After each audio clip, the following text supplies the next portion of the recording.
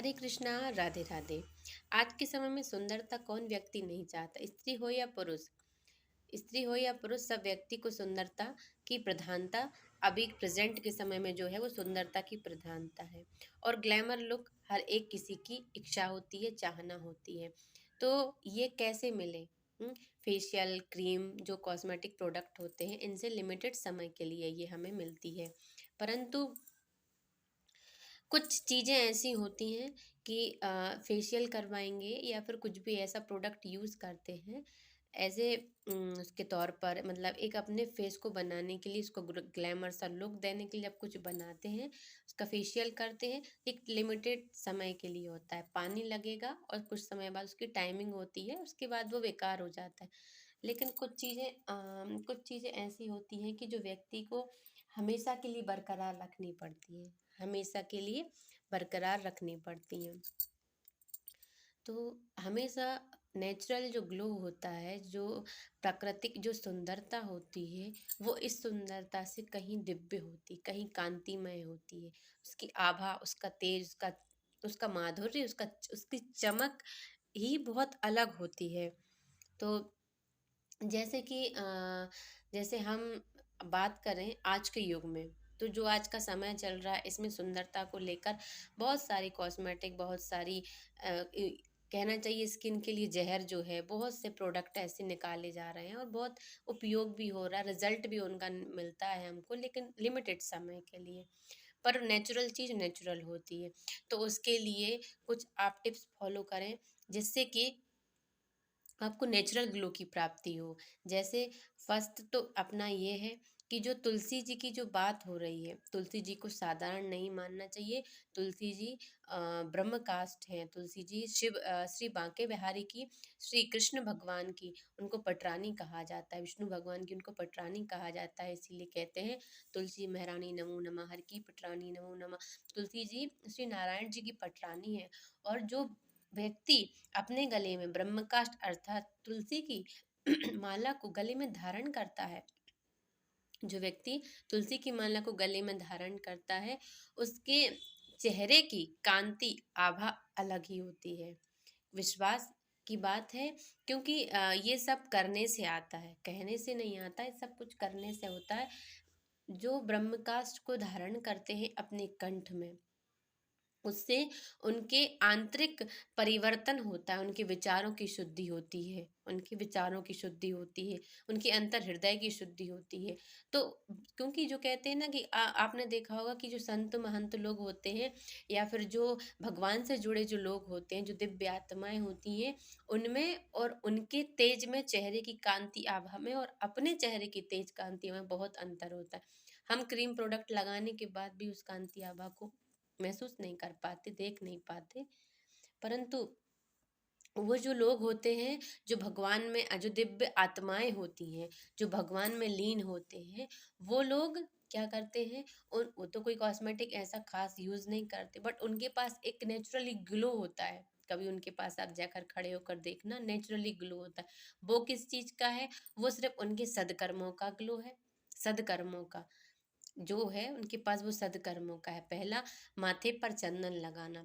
सनातनी है, we are proud of. हम बड़े गर्व महसूस करते हैं कि हम लोग सनातनी हैं, और हमारा तिलक से ही हमारी पहचान है, कंठी से हमारी पहचान है।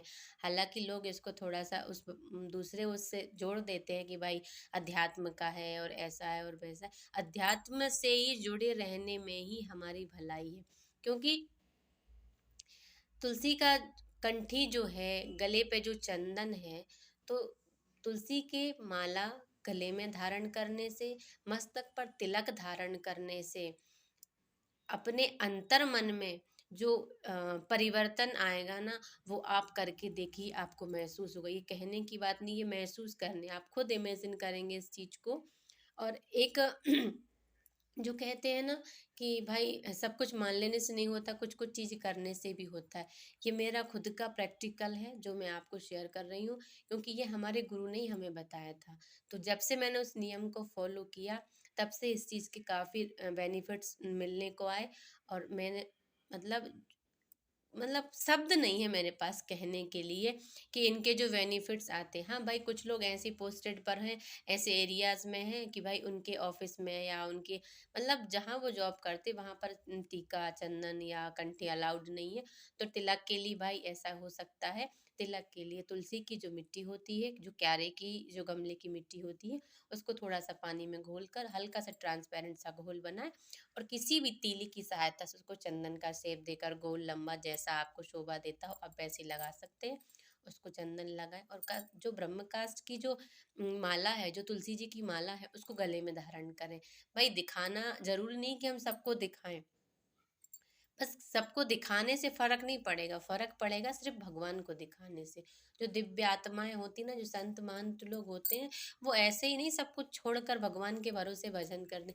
कुछ तो होगा उस सुप्रीम पावर में, कुछ नहीं बहुत कुछ होगा उस पावर में।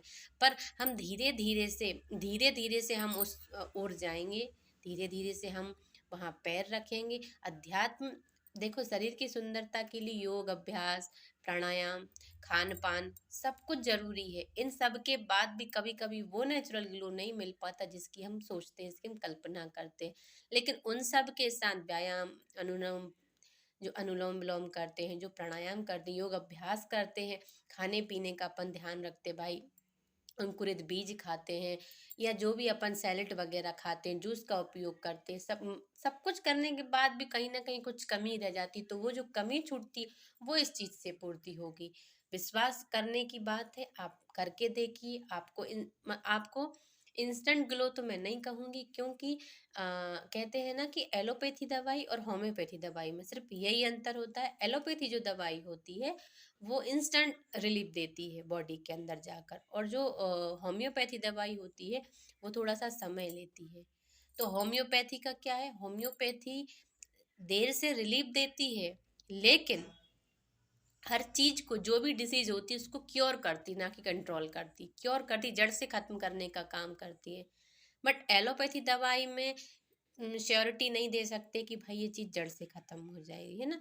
लेकिन आयुर्वेद जो हमारा है उसमें हमको ये आता है, सुनने में आता है, देखने में आता है, बड़ों से अभी तक जो हमें मिला है उसका यही है कि आयुर्वेद जो है वो हमारे शरीर के लिए, हमारे स्वास्थ्य के लिए उससे बेहतर कुछ नहीं है।